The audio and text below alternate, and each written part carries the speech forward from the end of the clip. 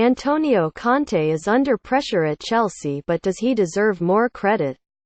Amid continued speculation over Antonio Conte's future, his outstanding work at Chelsea shouldn't be forgotten, explains Jamie Carragher in this week's MNF Extra.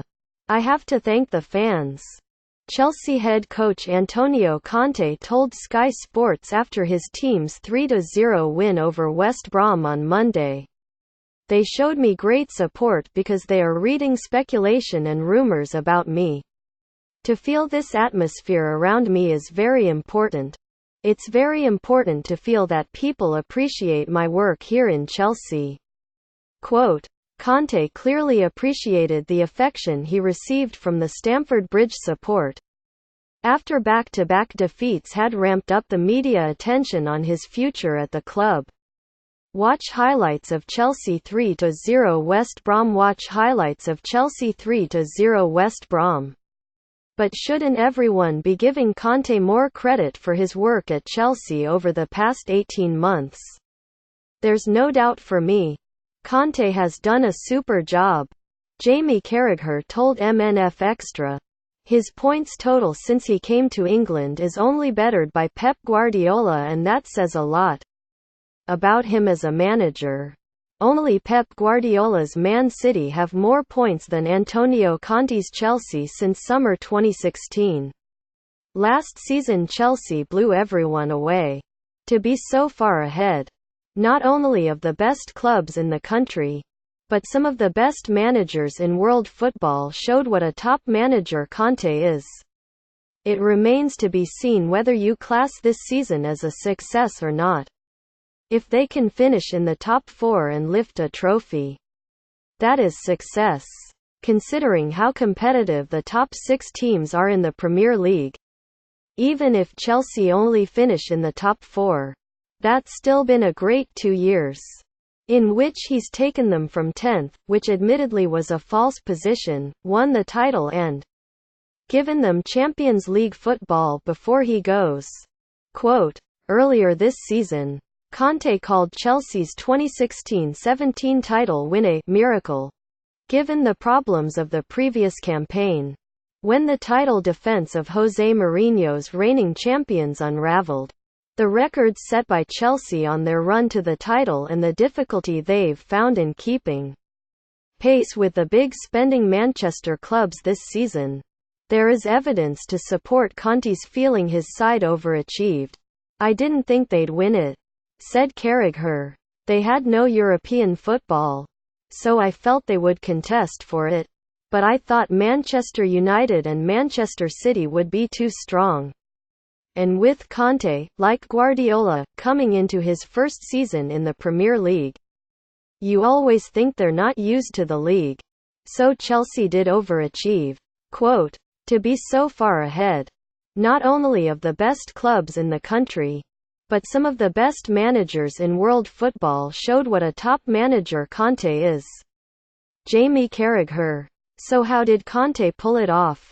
The Italian's astute tactical switch to 3-4-3 after a 3-0 defeat at Arsenal in the September was clearly key, sparking a 13-game winning streak by adding defensive resilience, width and freeing up Eden Hazard. A lighter fixture load, with the absence of Champions League involvement, also played a part, allowing Conte, a hands-on coach, plenty of training ground hours to drill his methods, as well as granting vital recovery time to the players and permitting the head coach to repeatedly select a settled side. And then there was the cutting edge of Diego Costa, who Conte managed to get the most out of.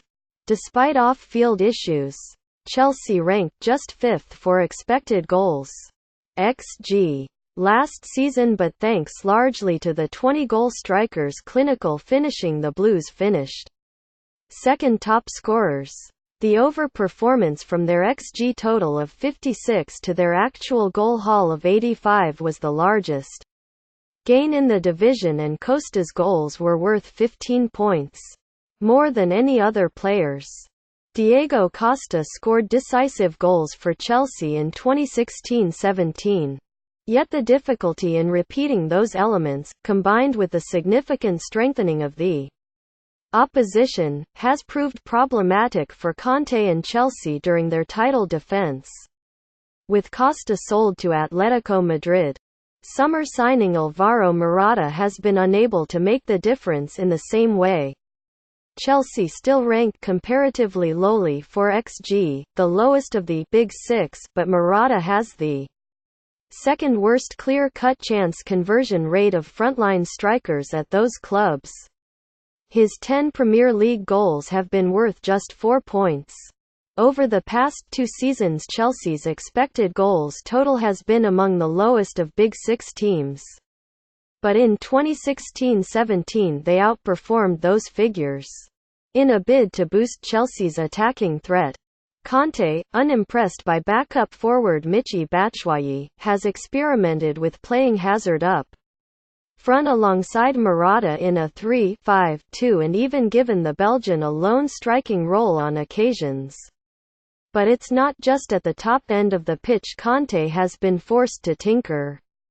The strain of added Champions League football to Chelsea's fixture list. They have played 42 games across all competitions this season, compared with 30 at the same stage last year, has forced the Italian into 71 changes to his Premier League lineup, the sixth most in the top tier. In 2016-17 he made just 53 changes, the second fewest. Chelsea's workload has ramped up this season. Morata, Andreas Christensen, David Luiz, Marcos Alonso, Hazard, Willian, Thibaut Courtois, Victor Moses, N'Golo Kanté and new recruits Danny Drinkwater and Ross Barkley have all spent time in the treatment room. With the increased workload taking its toll, it has all added up to an even greater challenge this time around, as Conte has publicly expressed his frustration at a failure by the club to land his first choice transfer targets. The great thing about Chelsea last season was they kept the same team virtually every week, said Carragher. But when you have European football you need a bigger squad, and when you've got a bigger squad, you have more players to keep happy.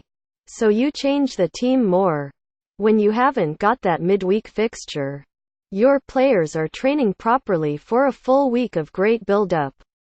You're getting fewer injuries. All these things make it difficult for the players and manager to replicate that season. It was a special title-winning season, and there was no way they were going to better that points-wise or victories-wise this year. Jamie Carragher on Chelsea's title defence. Don't forget, they broke a lot of records last season.